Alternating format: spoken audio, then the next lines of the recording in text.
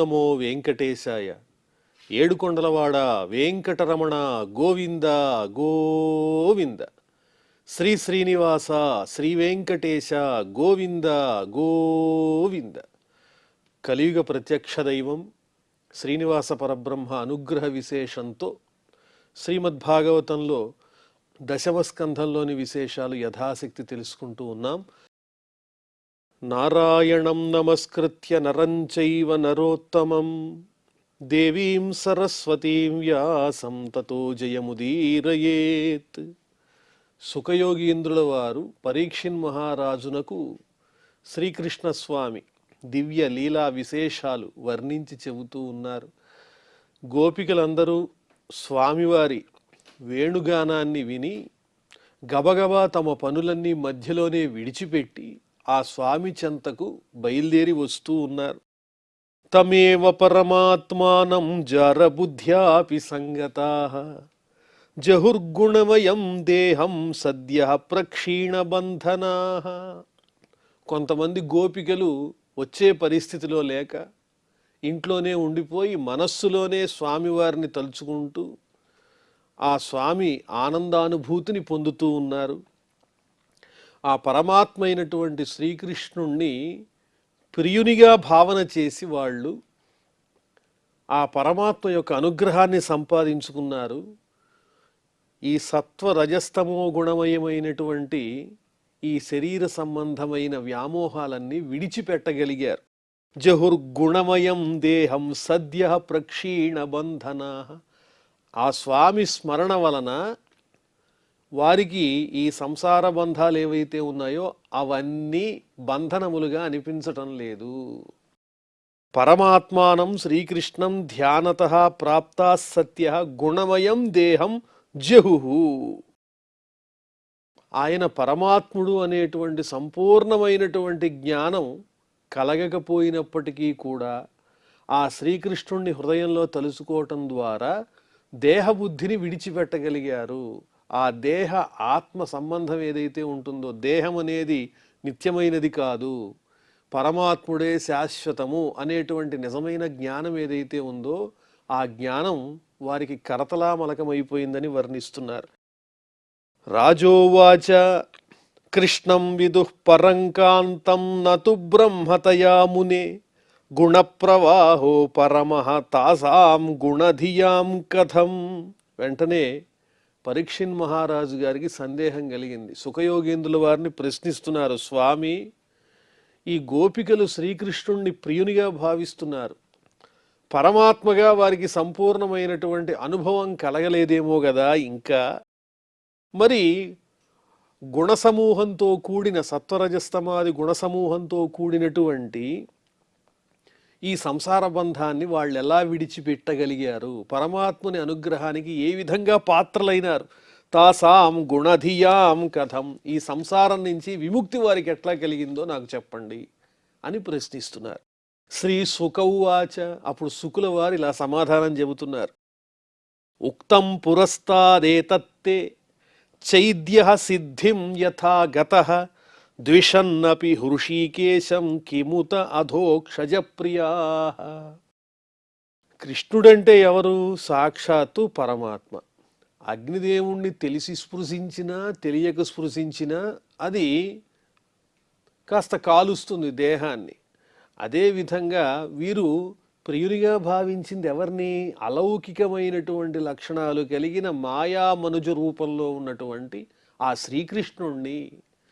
పరీక్షిన్ మహారాజా, పూర్వమే నీకు నేను చెప్పాను కదా, సుఖయోగేంద్రుల వారు చెబుతున్నారు, శిశుపాలుడు కూడా శ్రీకృష్ణుణ్ణి ద్వేషించాడు. ద్వేషించి వైరంతో ఆయన్నే నిరంతరము తలుచుకున్నాడు. నిష్కల్మషంగా ఆయన్నే హృదయంలో ద్వేషించాడు.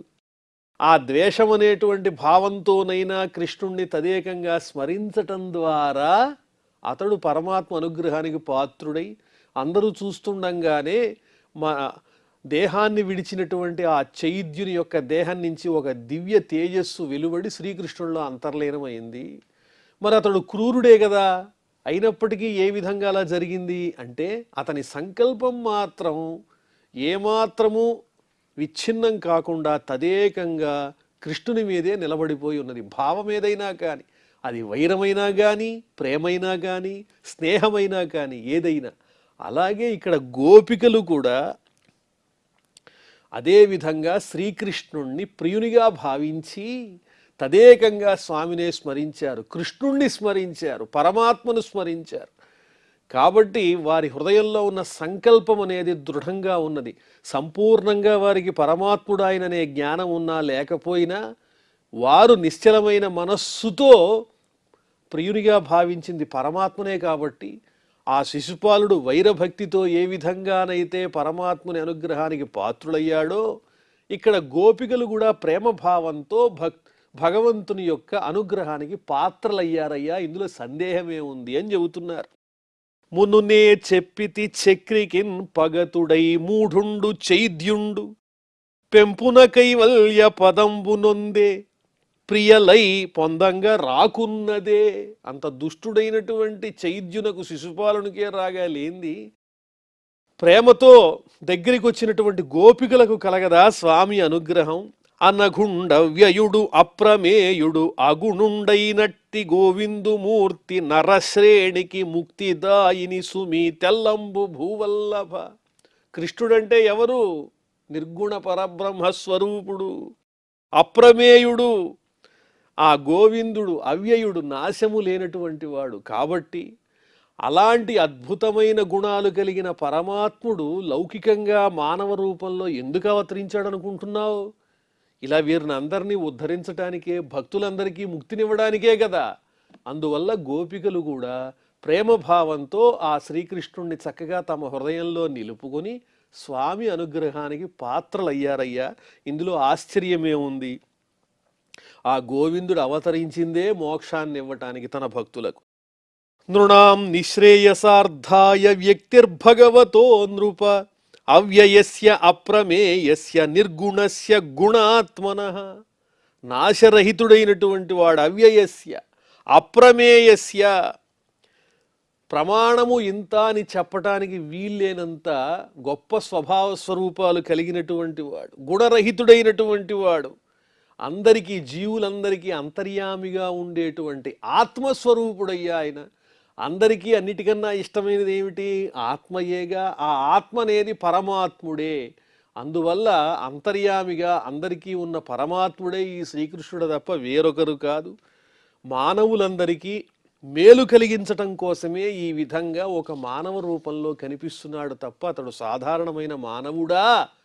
ఓ పరీక్షిన్ మహారాజా, కామం క్రోధం భయం స్నేహం ఐక్యం సౌహృదమేవచ నిత్యం హరౌ విదధతో యాంతి తన్మయతాం హితే. ఆయన మీద ప్రేమతో గాని, అలాగే శిశుపాలుని వలె క్రోధంతో కోపంతో గాని, కంసుని వలె భయంతో గాని, అర్జునుని వలె స్నేహంతో కానీ, అలాగే నారదాది మహర్షుల చేత చక్కగా స్తుతింపబడుతూ స్తోత్రములతోనైనా స్నేహంతోనైనా నిత్యము ఎవరైతే ఆ స్వామి యందు తమ హృదయాన్ని నిలుపుతారో వారు తప్పనిసరిగా తన్మయతాం, ఆ పరమాత్ముని అనుగ్రహానికి పాత్రులై పరమాత్మ స్వరూపులైపోతారు. అందులో సందేహమే లేదు. బాంధవమునైన పగనైన వగనైన ప్రీతినైన ప్రాణభీతినైన భక్తినైన హరికి పరతంత్రులయ్యుండు. స్వతంత్రులై కాదు, పరతంత్రులయ్యుండు. ఆ స్వామి పరమై ఆ తంత్రులై పరతంత్రులయ్యుండు జనులు మోక్షమునకు చనుదురు అధిప. ఇదే అసలైన రహస్యము. ఈ గోపికలు కృష్ణుని పట్ల ఉంచినటువంటి అభిమానం అనేది అలౌకికమైనటువంటిది.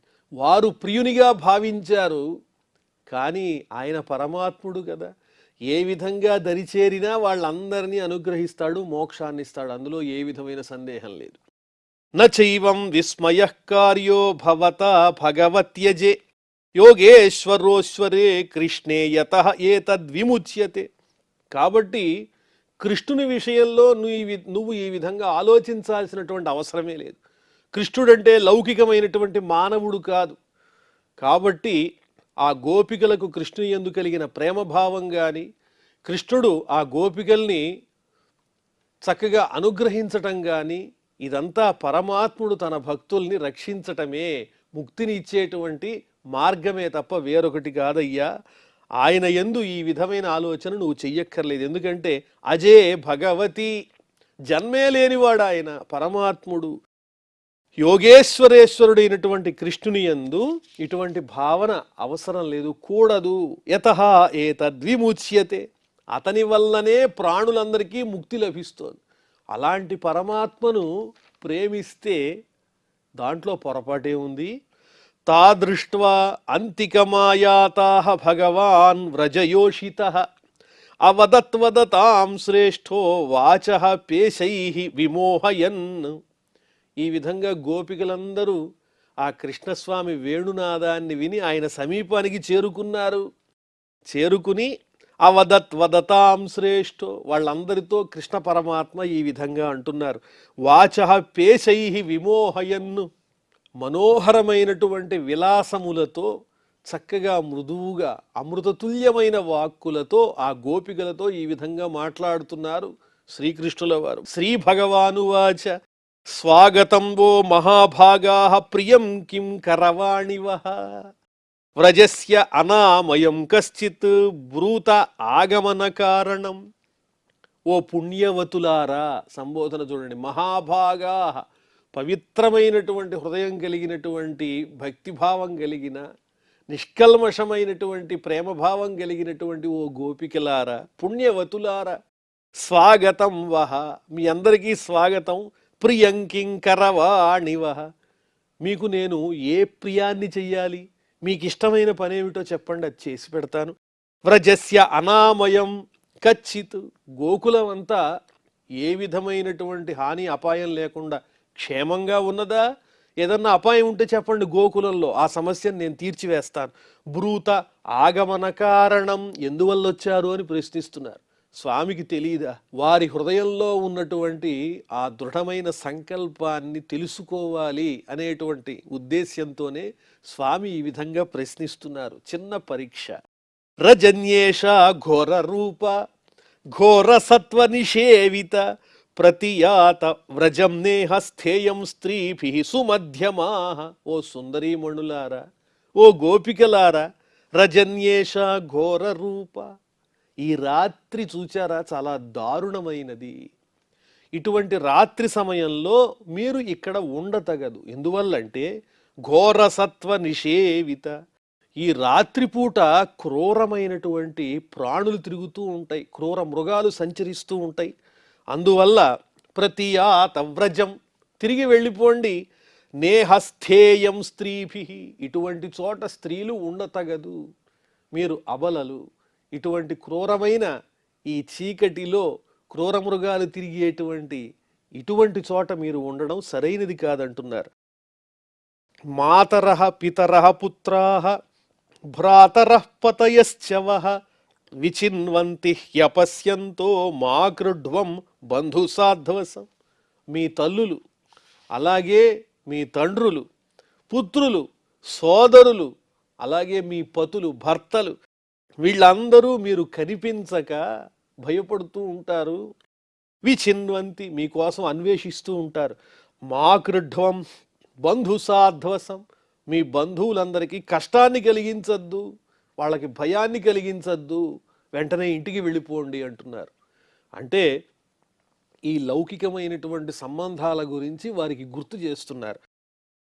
మీరే తెంచిన జాడకానకవగన్, మీ తల్లులున్ తండ్రులున్, మీ రాముల్ మరదుల్ తనూజులు గురుల్, మీ సోదరుల్ బంధువులు మేరల్ మీరిది లేరు పోయిరనుచున్, మీ ఘోష భూభాగమందు ఏ రీతిన్ పరికించిరో తగవులే ఈ సాహసోద్యోగముల్.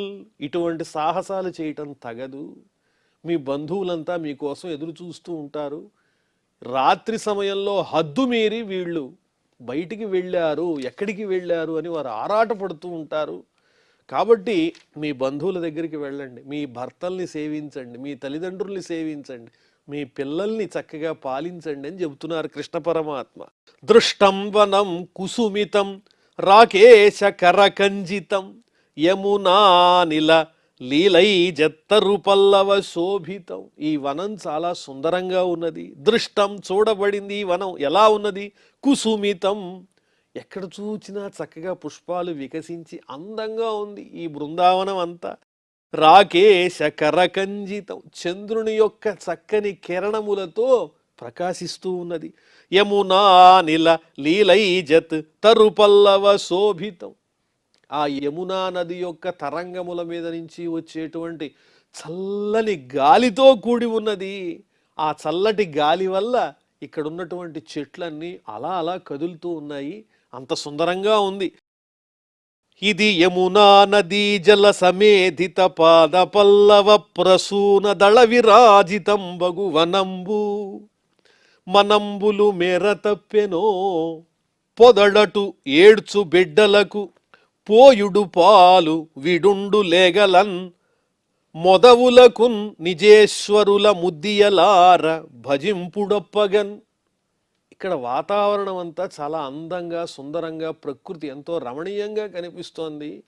మీ మనసేమన్నా హరింపబడిందా? ఇది తగదు.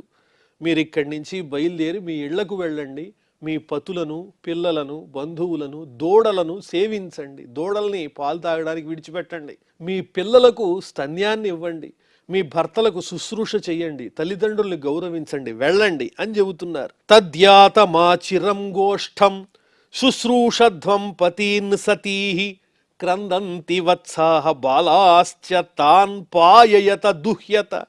తద్యాత మాచిరం గోష్ఠం, అందువల్ల మీరు నందవ్రజానికి తిరిగి వెళ్ళండి. మీ పతులను సేవించండి ఓ పతివ్రతల్లారా.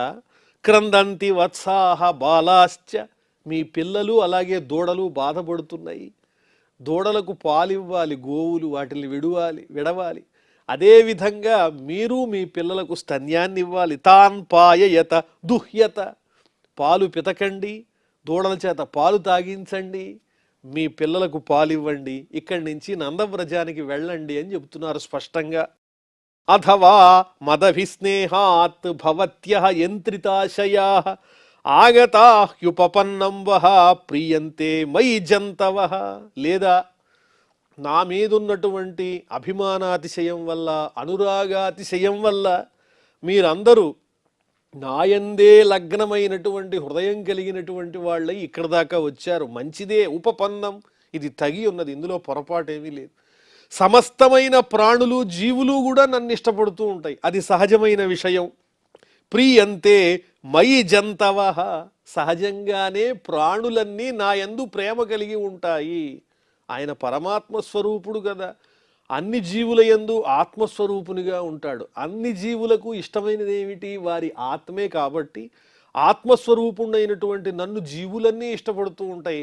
అలాగే మీరు నా యందు అమితమైనటువంటి ఇష్టంతో, అనురాగంతో వచ్చారు. ఉపపన్నం, ఇది తగి ఉన్నదే. భర్తు శుశ్రూషణం స్త్రీణాం పరో ధర్మో హ్యమాయయ తద్బంధూనాంచ కళ్యాణ్య ప్రజానాం చానుపోషణం. మీరు రావటం మంచిదే కానీ ఇంతకన్నా మీకో ధర్మం ఉన్నది కదా.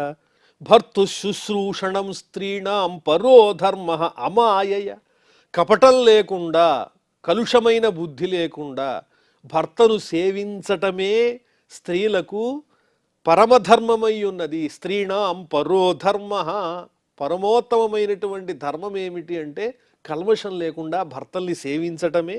తద్బంధూనాంచ కళ్యాణ్య, అలాగే భర్తృ సంబంధమైనటువంటి బంధువులు ఎవరైతే ఉంటారో అత్తమామలు ఇత్యాదులు, వాళ్ళని కూడా మీరు సేవించాలి. ఆ ధర్మం మీకుంది.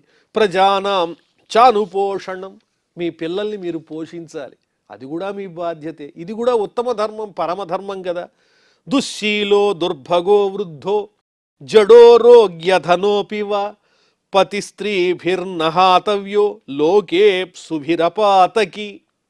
భర్త ఎంతటి దుష్టమైన స్వభావం కలిగిన వాడైనా, అదేవిధంగా ముసలివాడైనా, అదృష్టహీనుడైనా, సోమరిపోతైనప్పటికీ, లేదా రోగి అయినప్పటికీ, ధనం లేనివాడైనా, అతడు గనక పతితుడు కాకపోతే, మీ యందు అతడు అభిమానము కలిగినటువంటి వాడైతే, పైన ఉన్న ఎన్ని దుర్గుణాలున్నా కూడా అవి పట్టించుకోకుండా భర్తని మీరు సేవించవలసిందే.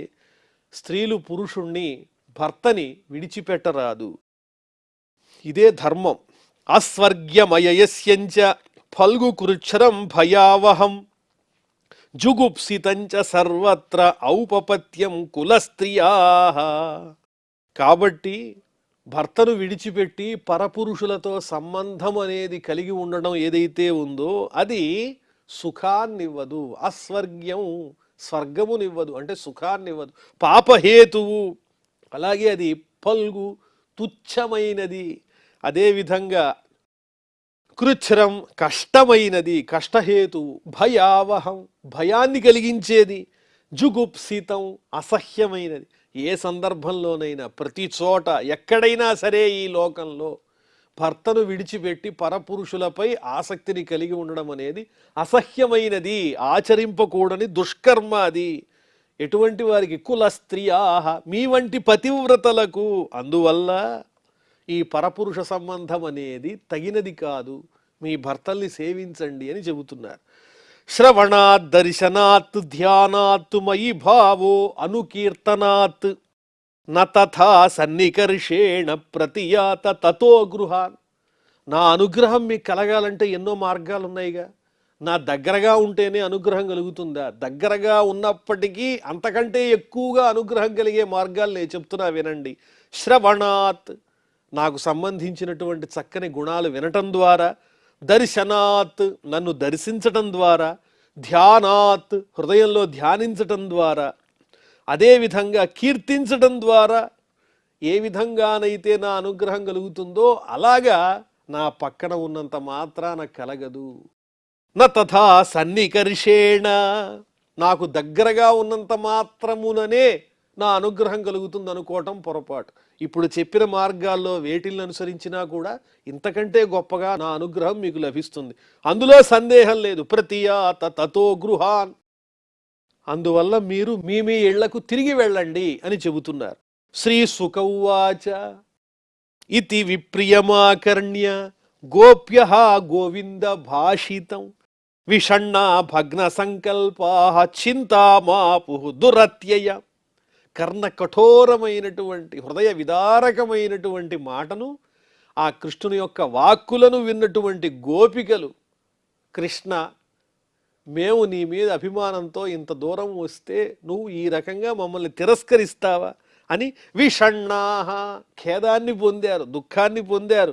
వారి సంకల్పం కాస్త చిన్నమైపోయింది. చింతామాపు దురత్యయ, దారుణమైన హద్దులేని దుఃఖాన్ని పొందారు పాపం. కృత్వా ముఖాన్యవశుచ శ్వశనేన శుష్యత్ బింబాధరాణి చరణేన భువం లిఖంత్యః ఆశ్రయైరుపాత్తమశిభిః కుచకుంకుమాని తస్థుర్మృజంత్య ఉరుదుఃఖభరాస్మ తూష్ణీం. ఏం చేయాలో తెలియక తలలు ఉంచుకుని కన్నీరంతా నల్లగా వస్తోంది. కళ్ళకున్నటువంటి ఆ కాటుకతో కూడినటువంటి కన్నీరు స్రవిస్తోంది వారి ముఖం నుంచి.